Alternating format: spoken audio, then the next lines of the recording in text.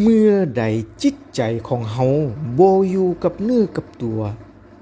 นั่นแสดงถึงวิญญาณของเฮาบ่อยู่กับร่างกายของเฮาแล้วเพราะว่าจิตมโนวิญญาณเป็นสิ่งเดียวกันแต่เอิ้นต่างกันซื่อๆและมื้อใดจิตใจหรือวิญญาณบ่อยู่กับเนื้อกับตัวนั่นอาจจะเฮ็ดให้เกิดอุบัติเหตุอันบ่ดีเกิดขึ้นได้หรือมีสิ่งบ่ดีสามารถก้ำกายเข้ามาสู่ร่างกายเฮาได้ฉะนั้นคำถามก็คือว่าเฮาจะดึงจิตกลับขึ้นมาสู่ร่างกายของเฮาเมื่อใดเมื่อใดจิตใจบ่อยู่ร่างกายของเฮา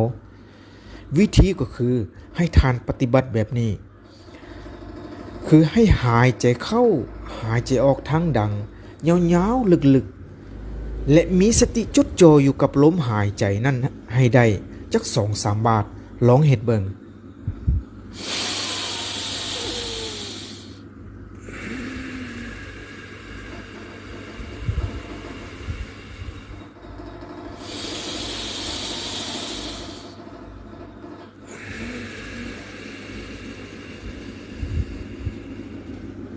เฮ็ดได้บ่วิธีก็คือแบบนี้นี่แหละหายใจเข้าหายใจออกซ่าๆยาวๆลึกๆนี่คือวิธีเรียกสติกลับมาสู่ร่างกายเฮา